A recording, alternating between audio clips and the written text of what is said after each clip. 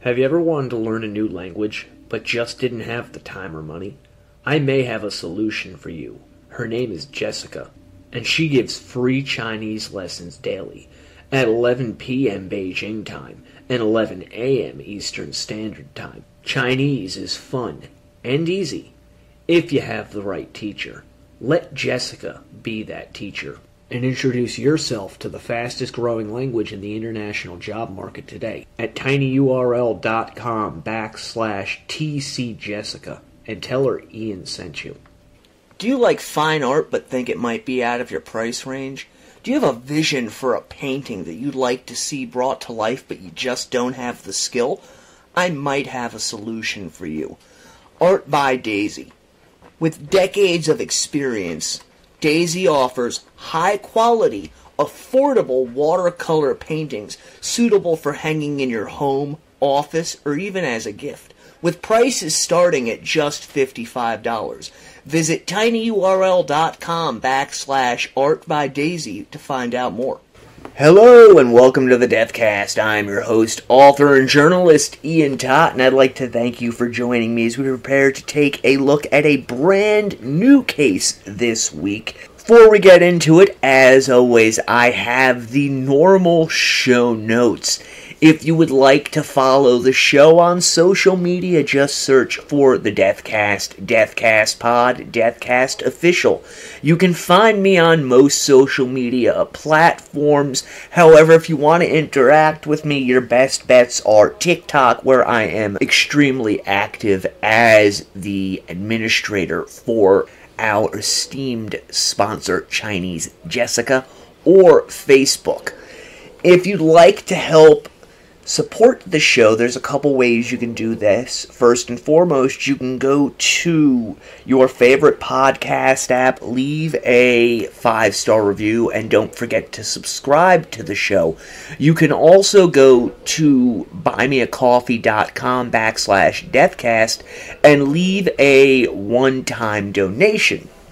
If you really enjoy what I do, however, the best way to support this show is to go to tinyurl.com/dcastpatreon, where for as little as $1.99 a month, you can get access to early ad-free shows along with exclusive content, such as the series that I did on Columbine and the current ongoing series covering the allegations against Vincent Kennedy McMahon, former head of the WWE, along with other allegations that have hounded him for decades. Because we're speaking of Patreon, I have to give my shout-outs as always. Thank you to the first 2 members of the Patreon family, Channel and Anthony. You guys are awesome. You have no idea how much I appreciate you, as I also appreciate Ruben, Debbie, and Robert. Alright, now that all of that is out of the way, find yourself a nice comfy chair, get something to drink, kick back, relax. If you're at work, I hope this helps you get through the day. I've got my coffee, I've got my cigarettes. Let's go into the crypt. So the case that we're going to be looking at this week is a new one to me, and that is the crime spree committed by Douglas Gretzler and his accomplice, Willie Luther Steelman, who are 2 robbers that went on a mass murder spree in 1973. If you look online for them, you're going to see them listed erroneously as serial killers. And that is because, again, we've talked about this in other episodes, the FBI's definition of a serial killer is an individual who kills 3 or more people in different locations. Reality is, though, that Gretzler and Steelman were spree killers. Now, what is a spree killer? We haven't covered many spree killers on this show before. Spree killer is an individual or group of people that kill multiple victims at different crime scenes over a short period of time. One difference between a serial killer and a spree killer is, generally speaking, a spree killer, when they're killing people, it's usually not for the gratification that a serial killer will get. And if you know anything about serial killers, you know there's a lot of different classifications of serial killers, but almost all of them get some form of gratification from the act of killing, whereas with a spree killer, it's a means to an end, meaning they're doing it for a specific reason. In the case of Steelman and Gretzler, killed people as they were witnesses to the crimes that they were committing. Before we get into the crimes, we're going to go over who the perpetrators were. The first and most well-known of this unknown pair is Douglas Edward Gretzler, who was born on May 21st, 1951 in the Bronx, New York. He was the son of a Navy veteran by the name of Norton Tillotson Gretzler and wife Janet. Gretzler was the second of two children born to this family, and his father was the president of the Tuckahoe School District, while his mother was a homemaker. Gretzler was born in the Bronx. Not long after his birth, the family moved to Tuckahoe, which is a village in Westchester County. The family were seen as upstanding citizens and members of their community. It's been said that Gretzler's father was an extremely strict and oftentimes brutal disciplinarian, demanding that his children achieve scholastic excellence as well as be obedient to both he and his wife, and any sort of slip-up would result in a beating. According to Gretzler, his older brother Mark was their father's favorite, while he and his two sisters, Joanne and Diane, were constantly compared to Mark and belittled by their father. Further, these comparisons and this belittlement oftentimes took place in front of Mark, which gave him a superior air, as Mark was academically gifted and extremely popular in school. Obviously, this gave Gretzler an inferiority complex, and despite the fact that he consistently tried to please his father, he was simply not able to do so. Gretzler was noted as being a below-average student, oftentimes garnering C's and D's in his schoolwork. Even when Gretzler was able to apply himself at school and achieve good marks, Gretzler's father was cold and indifferent. One story that Gretzler told was that one time when he received good grades, he ran home to show his father the report card. In response, his father threw the report card on the floor and simply told him that he expected him to do better. Obviously, this type of thing was extremely detrimental to Gretzler as he was growing up, and somewhere around the age of 11, he just decided to say, to hell with it, and stopped trying to do anything that would please his father. Instead, he took the tract of trying to enrage and incite his father, going out of his way to get beneath the man's skin. Whether it was the activities that he was getting involved with outside of school, his playing of drums, or the individuals that Gretzler chose to hang out with, he really started to rebel, and to rebel hard. And somewhere in this period of time, 1965, 1966, Gretzler discovered marijuana, and he started using it regularly. And as the story goes from Gretzler, When his father discovered his son's usage of the drug, he confronted him, grabbing him by his shirt collar and slamming him into the partition wall inside of the bedroom, which collapsed beneath both of their weight and sent them spilling out into the bathroom floor. You can see this is not a healthy relationship, and this is not a healthy house for them to be in.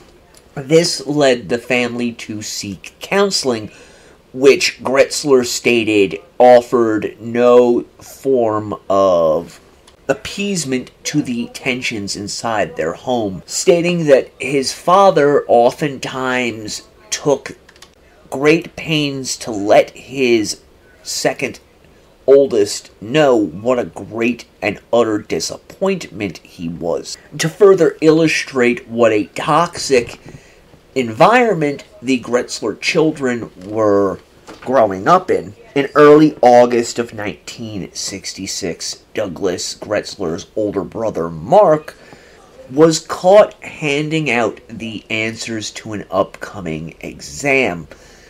He said that this was a prank, and basically what it was, Mark had stolen the exam as well as the answer key from one of the teachers at the school. Obviously, this did not sit well with their father. On August 16th, 1966, Mark was inside of his bedroom when he shot himself with a gun. And this part here comes from the Bronxville Review Press and Reporter, August 18th, 1966. Tuckahoe official's son dies. A 17-year-old Tuckahoe youth whose father is president of the District 2 Board of Education in Eastchester apparently killed himself August 16th with a .22 caliber pistol. Police said the youth, Mark Gretzler, son of Mr. and Mrs. Norton T. Gretzler of 5 Henry Street, shot himself in the head about 10:30 p.m. in his third-floor bedroom. The report said the family was discussing a family matter in the kitchen downstairs. The boy left a note, but police would not disclose its contents. Tuckahoe Police Chief John C. Bova said the note indicates the boy had problems. Mark was to enter his senior year at Tuckahoe High School in the fall. He was a member of the National Honor Society, marshal of the band, and was to have been co-editor of the school yearbook. Now, the matter being discussed was obviously the fact that Mark had gotten caught with this exam and handing out the answers to it. Although the family problems are not revealed, we know from already discussing it how toxic the household was. It's more probable than not that the father had beaten the shit out of his oldest son and let him know what a disgrace and a disappointment he was to them. And while I could not find any copies of the suicide note, I do know that there was really no reason given as to why Mark committed suicide, and that the only real thing of note inside of this letter is the fact that Mark thanked his aunt for lending him the gun with which he took his own life.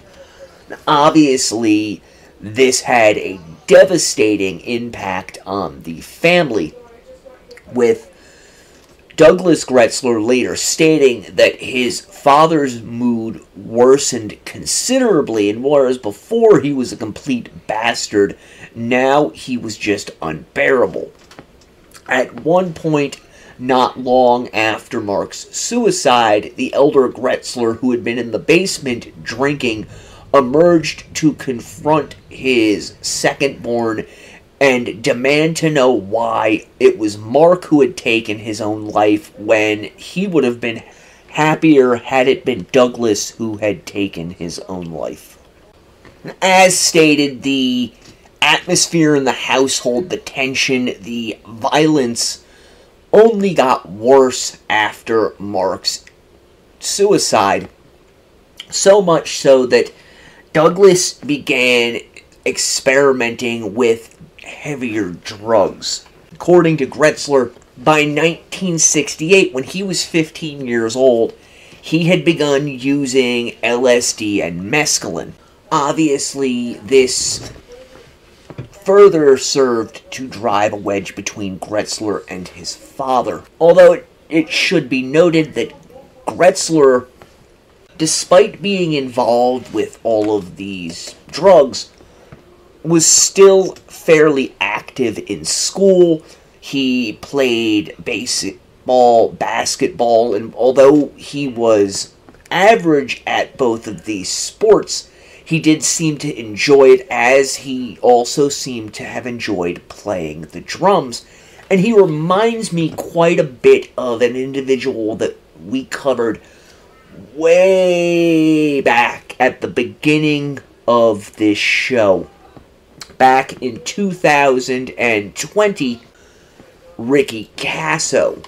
If you remember the Ricky Casso case, for those of you who have been listening that long, Ricky Casso came from, I don't want to say an affluent, but a well-regarded family on Long Island. Just like Gretzler, Casso's father was former military and was a real hardliner and difficult individual to get along with, who would often take out his disappointment at his son using physical violence. Casso too played sports, although different from Gretzler, as Casso excelled at sports. However, both of them turned to the use of drugs very early on in their adolescence, and it only continued to escalate the older they got, driving wedges between both of them and their fathers. And as we know with Casso, he went on to commit a pretty horrific murder that kick-started the satanic panic in the United States. Gretzler, too, is going to go on and commit some really horrific crimes.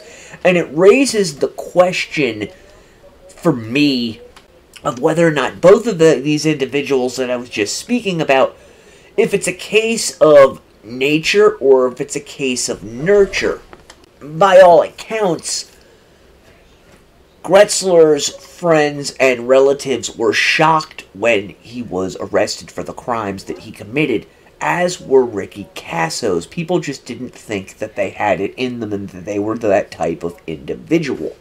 And it makes me wonder if the atmosphere of their homes, the beatings, the verbal berating, may not have served to influence both of these young men into committing the crimes that they eventually did commit.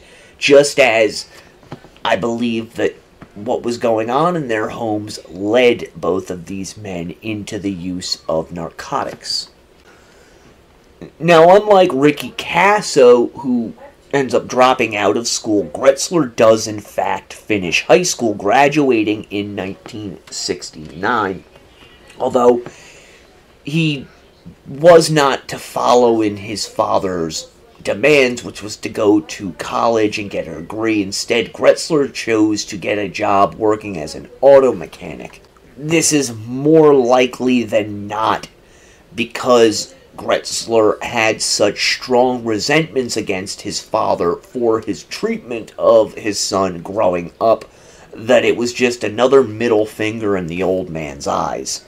Gretzler worked at this job off and on over the next few months before abruptly deciding that none of this was working and he was going to move. So in 1970, Gretzler moves from New York all the way to Florida.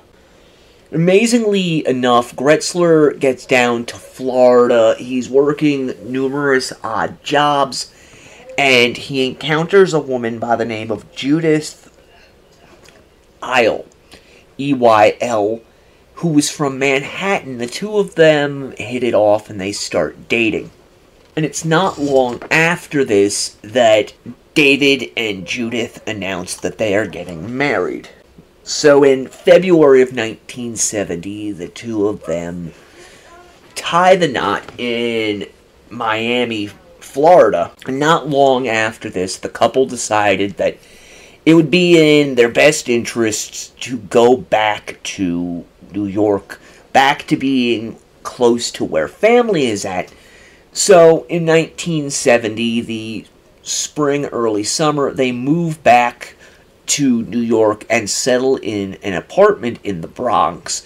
Judith gets a job working full-time at a bank, and Douglas works various odd jobs.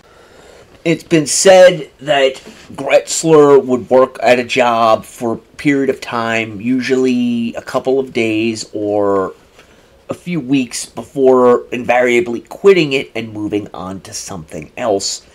This obviously caused friction inside of the home and led to many arguments between Douglas and Judith.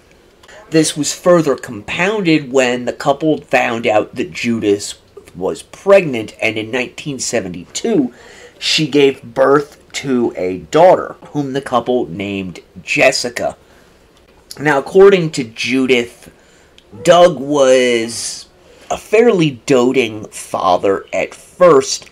However, as time progressed and responsibility for taking care of this child, he began to neglect his daughter, leaving her at home with her mother as Douglas went out and wandered the streets. Some accounts have it that Gretzler actually adopted a orphaned newborn during this period of time, although all of the current information out there negates this fact. I actually found this in old newspaper clippings from the 1970s, where it stated that he adopted this child despite the fact that the family was not able to provide either for themselves or for their newborn daughter. Not long after Gretzler's daughter's born, he inherits a trust fund from a family member. This was on his 21st birthday. The trust fund amounted to several $1,000s, and rather than looking at this as the financial windfall that the family needed to get themselves out of hock, instead Gretzler turns around and spends it on a 1967 MGB sports car, which he proceeded to soup up and make various improvements with, while completely neglecting the family.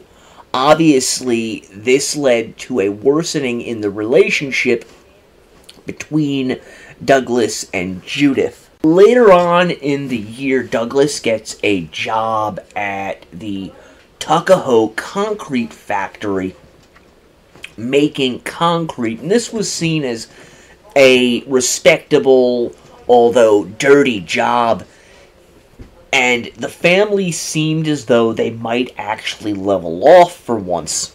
As Judith, yes, she's taking care of the child, she's working here and there. Douglas is now working full-time, bringing home a paycheck weekly. That all changed on December 26th of 1972. Judith and their daughter left the apartment that day, and Douglas sprang into action, throwing some of his clothing inside of a duffel bag and going out into the street, where he got into his car and he simply left. It was later stated that he did this because of the family's growing financial difficulties, as well as the fact that he simply did not want to be living the life that he was currently living. Gretzler stated that his initial plan was to relocate to Colorado and start his life over. However, the day after leaving on December 27th, he finds himself in Casper, Wyoming, where he finds a room and takes a number of low-paying jobs. Gretzler is still recreationally using drugs at this point, and in June of 1973, he ends up getting a ticket for a traffic violation as well as being arrested for vagrancy. And this was on June 28th.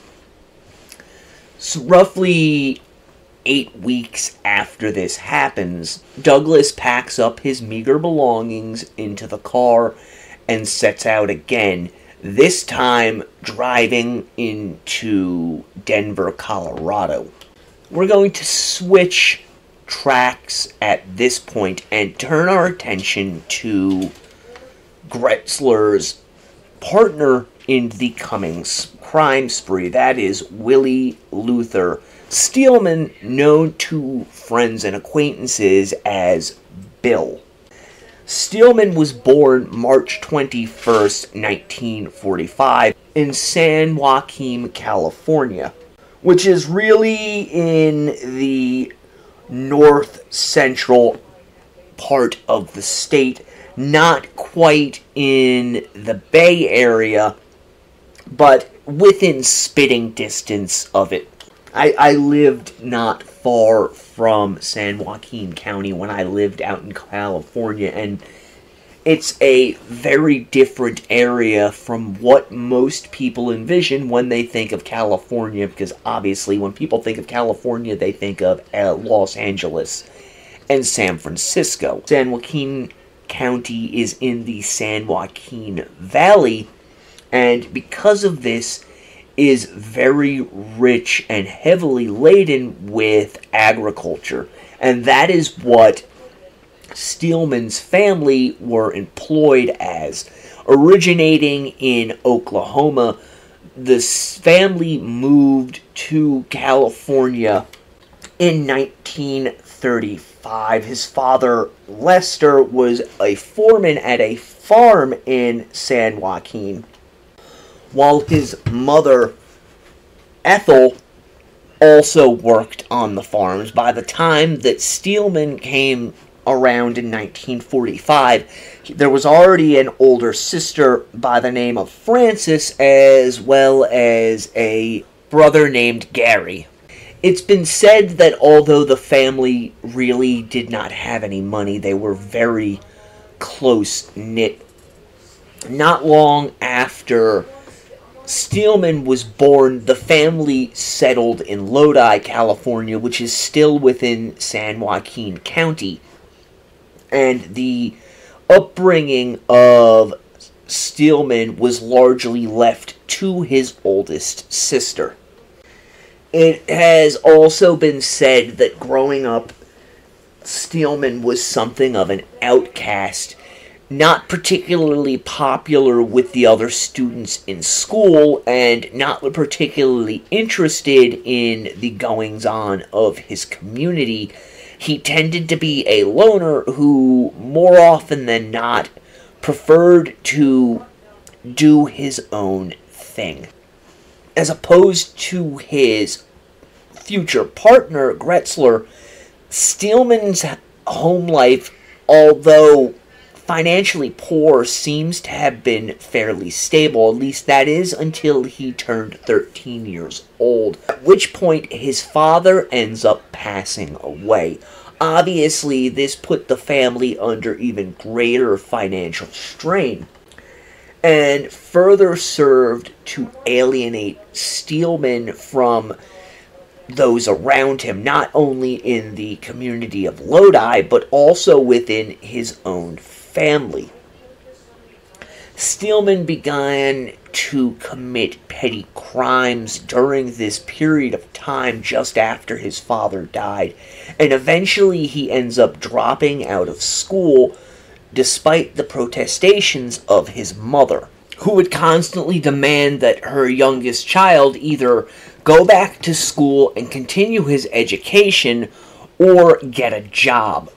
According to his siblings, this would lead Steelman to grow violent towards his mother, and he oftentimes would make threats against her. It's known that Steelman began using drugs recreationally during this period of time. And this was further exacerbated when the following year his mother remarries. And while it's said that Steelman was still on friendly terms with his mother at this point, he resented the fact that his mother had, quote-unquote, attempted to replace his father, along with the fact that his mother frequently complained to her youngest son about his directionless lifestyle, often comparing him to his brother Gary. In 1962, when he's 17 years old, Steelman's mother and stepfather persuade him that he should join the United States Navy, which Willie does in fact do. However, his enlistment was short-lived, and because of lack of discipline, motivation, as well as his criminal tendencies, a few months after enlisting, Steelman is unceremoniously booted from the Navy, which forces him to return back home to live with his mother and stepfather. Obviously, this did nothing to improve the relations between Steelman and his mother.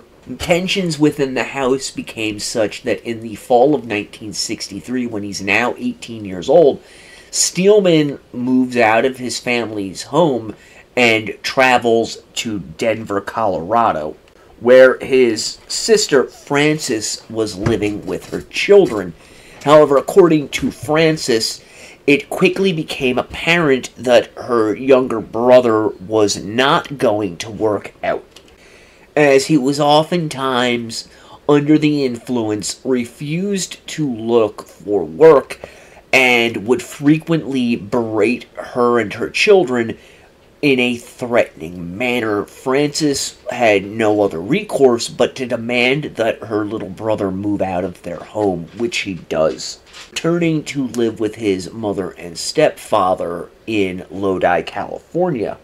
For the next year or so, Steelman worked various odd jobs while continuing to use and abuse drugs, as well as commit petty crimes. This all came to a head in 1965, when Steelman is arrested for both forgery as well as using a minor in the commission of a crime.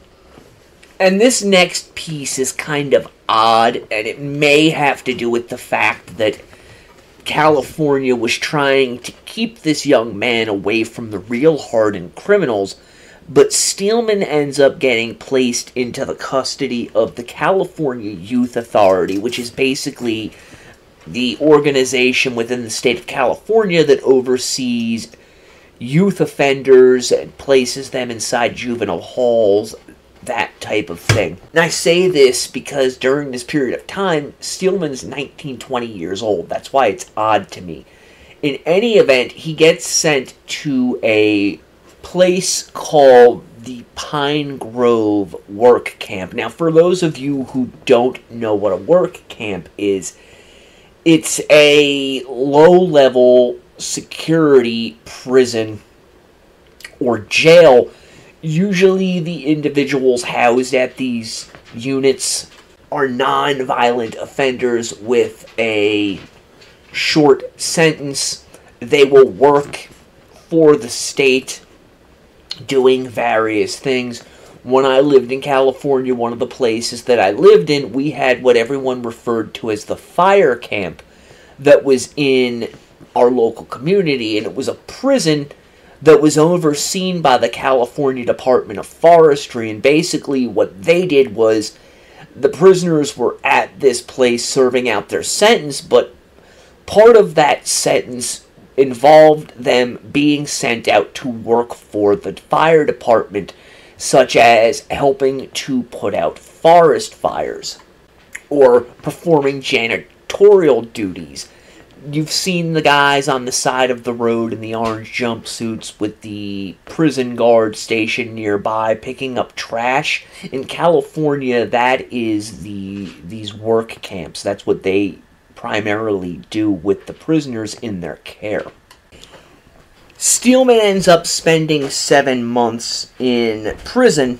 Upon being paroled, Steelman ends up getting a job working as a field hand, and eventually he comes into a contact with a 15-year-old high school student at Lodi High School. And very quickly, the two of them decide to get married. They did this by traveling to Reno, where it was legal for the two of them to get married.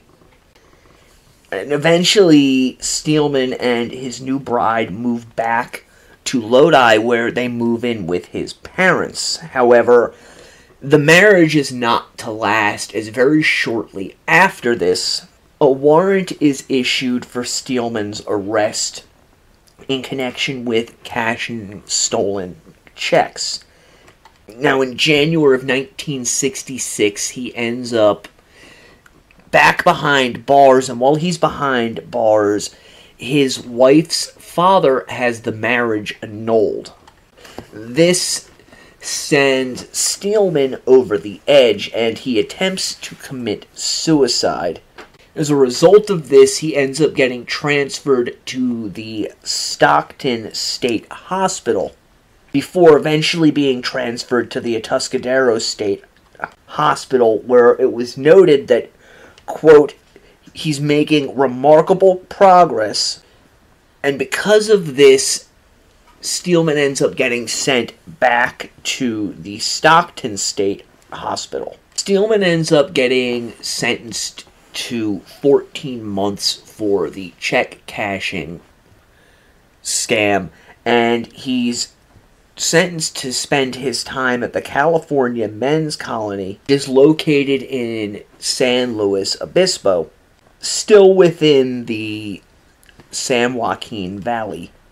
Interestingly enough, of note, Bobby Bucellari from the Manson family was also resident at the California Men's Colony, as was Richard Allen Davis and Lawrence Bittaker and Roy Norris. They in fact met at the California Men's Colony prior to going on their killing spree. It was noted that Steelman was a model prisoner while he was incarcerated at the Men's Colony.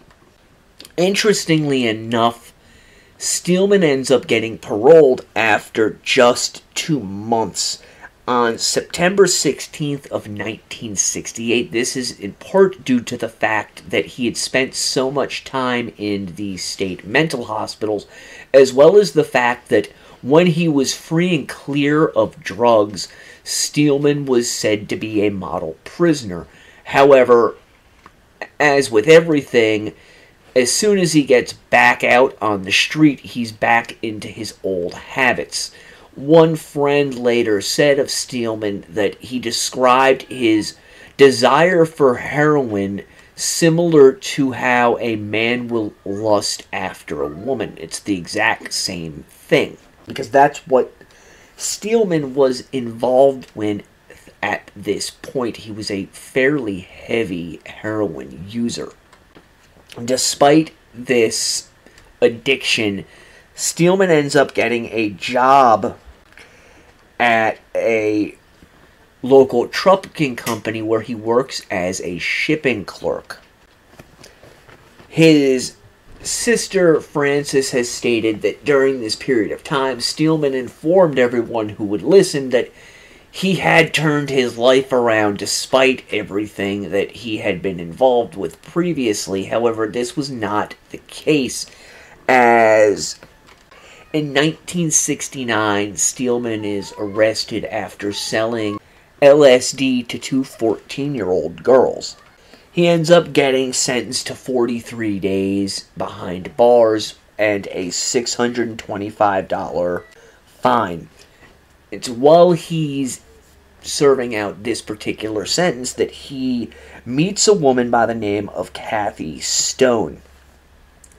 So being released in the spring of 1969, Steelman moves into Stone's home. And it's while he's at this Kathy Stone's home that Steelman encounters another high school student from Lodi High School by the name of Denise Michelle. The two of them end up getting married in 1969. And eventually they relocate first to Sacramento and then later on to Mountain Valley. Now, over the next 2 years, Steelman is in constant run-ins with the law, getting arrested for various low-level offenses, on occasion doing small stints behind bars. Each time he gets out, he's coming back with the resolve of, I'm turning my life around, I'm going to do this thing, only to fall down and get himself into trouble again. People described Steelman as an individual who always stated that he was going to be something someday, people were going to remember him, and that he would throw himself into things only for some little thing to pop up and completely derail all of his plans, at which point Steelman would go back into his drug usage, and then this in turn would lead him back into committing crimes as he attempted to feed his habit. By the end of 1972, Steelman's wife Denise had become absolutely disgusted with him and stated repeatedly that he needed to turn his life around and get off the junk or it was over. So Steelman ends up getting a job at the Vista Ray Convalescent Hospital, which is located in Lodi.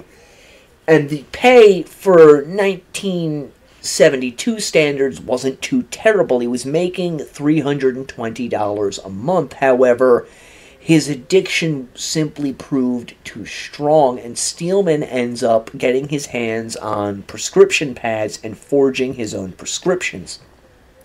This leads to Steelman getting caught by the hospital and fired from his job, which in turn leads his wife to leaving him on New Year's Day of 1973. Denise reportedly told Steelman that she was sick and tired of his behavior, of always being broke, and of never knowing whether or not they were going to have a roof over the head by the end of the day, in addition to the fact that her paychecks largely went to fuel his drug habit. Now, because of all of this, in the early part of the year, Steelman ends up traveling to Denver to meet up with and stay with his sister, Frances, and according to her, at first everything seemed to be fine.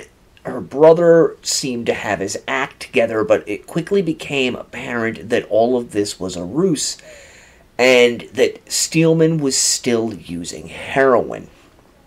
And she becomes frustrated with him and demands that he either clean up his act and get a job or get out of her house.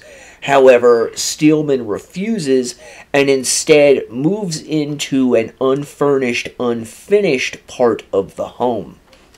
The brother-sister dynamic was further compromised when Steelman latched on to his 17-year-old niece and her friends, regaling them all with tales of his various crimes as well as numerous made-up stories in an effort to make him seem much bigger and cooler than he was.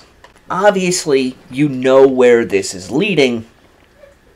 Steelman's going to end up becoming involved with one of these girls because for some reason he has a predilection for high school girls. And by some reason, I mean there's every reason to believe, at least in my opinion, given his past history, that this individual was sexually aroused by young girls, meaning girls who were not of legal age in their teenage years.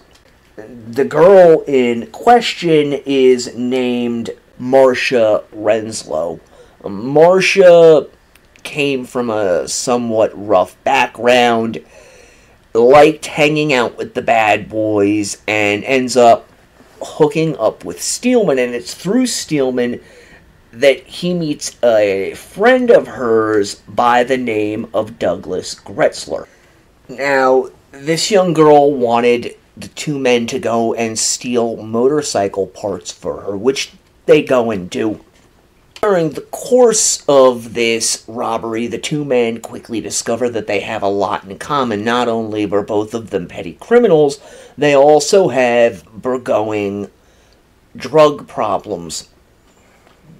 Because of this, they very quickly hit it off and become nearly inseparable. This causes Steelman's sister Frances great distress because she's already got one low-life junkie living in her house. Now she's got another one who is constantly around, and the two men are obviously getting into no good. They talk constantly about the various crimes they committed and how they always are looking to get their hands on illicit goods in order to feed their drug habits, with Steelman reportedly showing Gretzler how to steal and forge checks as well as purses. At some point in the late summer and early fall, they convince one of Steelman's niece's friends, a young boy, to give them his shotgun. And upon receiving this gun, the men's ideas start taking a rather sinister turn as they start discussing how to commit more serious offenses in order to make bigger paydays, but also how they can start to not get caught for their crimes. Basically, what they've realized is the reason they keep getting caught is that they're constantly leaving witnesses, and the best way that they can avoid this, rather than get clean and sober and go on the straight and narrow, is to, in fact, eliminate the witnesses. Obviously, Frances Steelman has no idea of what her brother is planning with his newfound friend. She sees her brother making these small attempts to straighten himself out. At this point, he has started attending Bible classes. He's talking a good game, but again, still he's not doing anything, and she becomes so disgusted with all of this that Frances, who at this point has stopped paying her mortgage, decides that, you know what, screw this, I'm out of here. She takes her children and moves into a nearby apartment complex, and after she and her children move out, she then informs her brother that, hey, look, you're gonna be shit out of luck here because the bank's foreclosing on the house and I'm not gonna do anything to stop it, so you might as well get out of there now before the sheriff's department shows up and locks everything up. Not long after this, Steelman announces to Gretzler and Renslow, hey, you know what? We don't have a place to stay here now, and I'm getting tired of this crap. I'm leaving the area. I think I'm going to head down to the Phoenix area, and obviously, Gretzler has nothing going on. He asks if he can accompany his friend, who readily agrees to the idea. According to statements that she later gave, Marcia Renslow decided that she wanted to accompany the two of them, as there was a 21-year-old by the name of Catherine Mistites, who had worked as a masseuse and a prostitute before relocating to Phoenix. Well, Marcia was in fact a closeted lesbian and was madly in love with this woman. And she decided that she wanted to go with them in the hopes that she could encounter this woman and rekindle whatever it was that had between the two of them.